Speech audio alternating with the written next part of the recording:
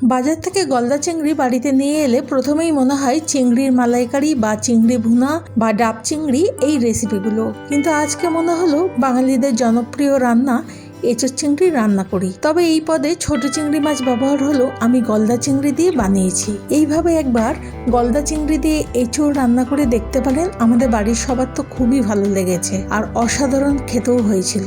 আমি অচিরা ইনসাইড দি কিচেনের আরেকটা নতুন পর্বে আপনাদের সবাইকে স্বাগত জানাচ্ছি। তাহলে চলুন রান্নাটা শুরু করা যাক। চিংড়ি মাছ দিয়ে এঁচোড় রান্না করার জন্য আজকে আমি 7 পিস গলদা চিংড়ি নিয়েছি। প্রথমেই গলদা চিংড়িগুলোকে কেটে নেব।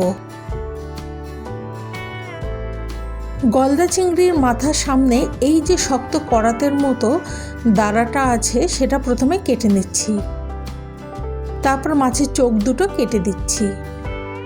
সামনের দিকে যে সুরগুলো আছে সেগুলো কেটে নিচ্ছি, আর সুরগুলো গোড়া থেকেই কেটে দিচ্ছি। নিচের দিকে যে পাগুলো আছে সেগুলোকে কেটে নিলাম। বড় দাঁড়ার দুটোকে রেখে দিলাম, কেটেও দিতে পারেন।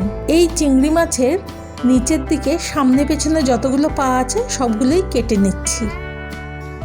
এবার মাথার সামনে ধারালো করাতের মতো যে অংশটা কেটে বাদ দিলাম, সেখানে ত্রিকোণভাবে কেটে মধ্যে নোংরা থাকে সেটাকে বার করে ফেলে দিতে হবে। আমি এখানে একটা কাঠির সাহায্যে নোংরাটা বের করেছি। আচ্ছা, এখানে যে হলুদ রঙের ঘিলু থাকে সেটা ফেলে দেবেন না, এর স্বাদ কিন্তু খুবই ভালো হয়। পিঠের দিকে মাছ বরাবর কেটে নিচ্ছি। মাঝখানটা ফাঁক করলেই সুতোর মতো কালো নোংরা দেখা যায়, সেটাকে ফেলে দিতে হবে। এই যে এটা মাছের পেছন দিকে এই রকম 3 কোণা থাকে, এটাকে কেটে নিচ্ছি। বাকি মাছগুলো এইভাবেই কেটে নেব। সব মাছগুলো কাটা হয়ে গেলে ভালো করে ধুয়ে নিয়ে নুন হলুদ মাখিয়ে রাখছি। রান্নার জন্য এখানে আমি প্রায় 10টা মতো রসুনের কোয়া, 1 ইঞ্চি আদা আর একটা বড় পেঁয়াজ, একটা বড় লঙ্কা নিয়েছি। এই লঙ্কাটাই খুব ঝাল হয়, তাই আমি এখানে একটাই নিয়েছি, আপনারা আপনাদের প্রয়োজন মতো নেবেন। এগুলো সব একসাথে এখন বেটে নেব। আর এদিকে একটা বড় সাইজের টমেটো নিয়েছি, এটা আলাদা করে বাটবো। আচ্ছা, এখানে 400 গ্রাম মতো এঁচোড় আর 2টো মিডিয়াম সাইজের আলু ডুমো ডুমো করে কেটে নিয়েছি। এঁচোড়টা অবশ্য দোকান থেকেই কেটে দিয়েছিল, বাড়িতে আনার পরে নুন হলুদ জলে ভিজিয়ে রেখেছিলাম। সবজিগুলোকে খুব ভালো করে ধুয়ে নিয়েছি। তারপর কড়াইতে জল দিয়ে প্রথমে আলুগুলোকে ওই 30% মতো সেদ্ধ করে নিয়েছি। তারপরে ওই জলের মধ্যেই এঁচোড়গুলোকে দিয়ে দিচ্ছি, নুন দিয়ে ঢাকা দিয়ে রাখছি। এঁচোড়গুলো প্রায় 40% মতো সেদ্ধ করেছি, না হলে রান্না করার সময় এঁচোড়টা গলে যেতে পারে। এখন একটা ছাঁকনিতে ঢেলে রাখছি, তাহলে কষের যে জলটা সেটা বেরিয়ে যাবে। কড়াইতে তেল দিচ্ছি বেশি করেই। তারপর নুন হলুদ মাখিয়ে রাখা গলদা চিংড়িগুলোকে এক এক করে ভেজে নেব। মাছগুলো কড়াইতে দিয়ে দিচ্ছি ভাজার জন্যে।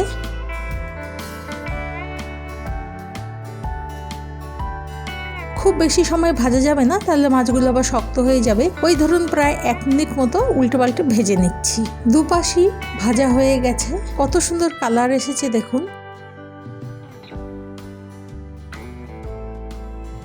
2 ধাপে আমি মাছগুলো ভেজে নিচ্ছি।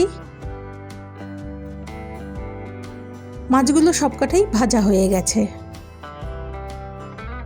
ওই কড়াইতে আর একটু তেল দিয়ে দিচ্ছি।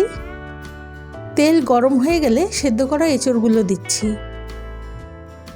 হালকা করে নেড়েচেড়ে ভেজে নিচ্ছি।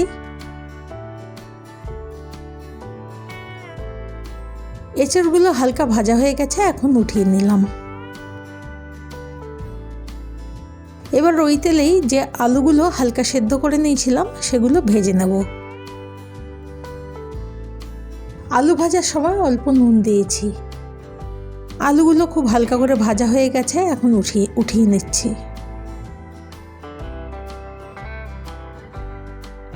ফোড়নে দিচ্ছি ছোট এলাচ, দারচিনি, তেজপাতা, হিং, গোটা জিরে, শুকনো লঙ্কা।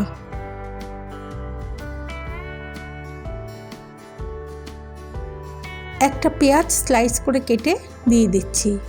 পেঁয়াজটা ভাজতে থাকবো।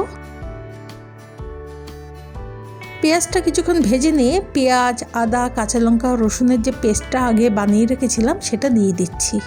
সব উপকরণগুলো কিছুক্ষণ নেড়েচেড়ে ভেজে নিয়ে যে টমেটোটা বেটে রেখেছিলাম সেটা এখন দিয়ে দিচ্ছি। মশলাগুলো কিছুক্ষণ আবার নেড়ে নিয়ে গুঁড়ো মশলাগুলো, যেমন 1 চামচ মতো হলুদ গুঁড়ো, জিরে গুঁড়ো, কাশ্মীরি লাল লঙ্কার গুঁড়ো, হাফ চামচ লাল লঙ্কার গুঁড়ো, 1.5 চামচ ধনে গুঁড়ো আর নুন স্বাদ মতো দিয়ে দিচ্ছি।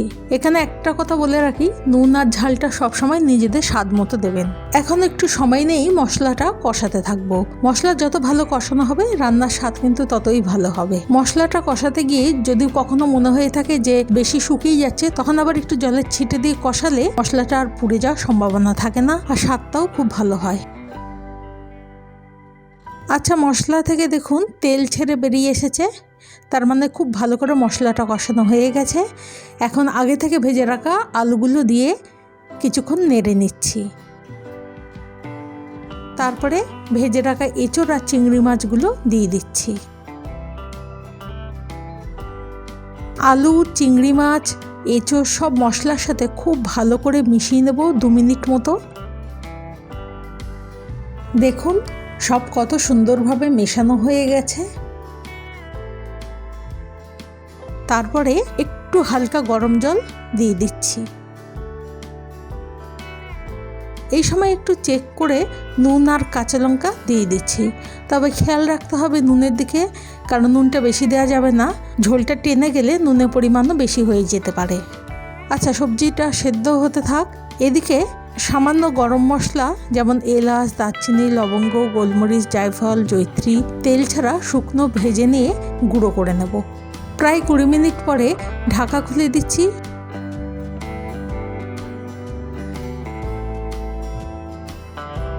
সবজি মাছ সব সেদ্ধ হয়ে গেছে। এখন নুন ঝাল আরেকবার টেস্ট করে চেক করে নেব। নুনটা কম লাগলো তাই নুন দিয়ে দিচ্ছি।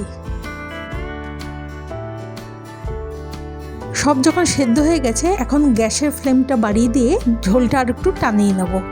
এখন এই গুঁড়ো করা গরম মশলাটা 1 চামচ মতো দিয়ে দিচ্ছি।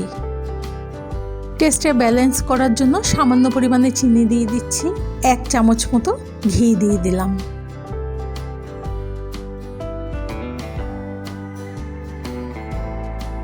সব একসাথে ভালো করে মিশিয়ে নিচ্ছি।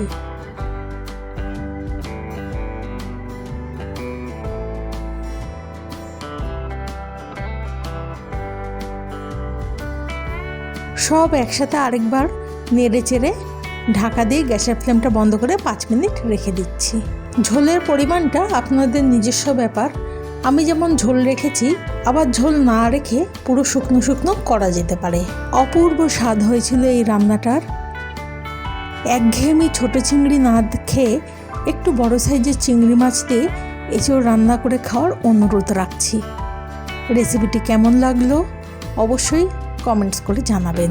রেসিপিটা ভালো লাগলে একটা লাইক দেবেন, আর কেমন লাগলো অবশ্যই কমেন্ট করে জানাবেন। ধন্যবাদ।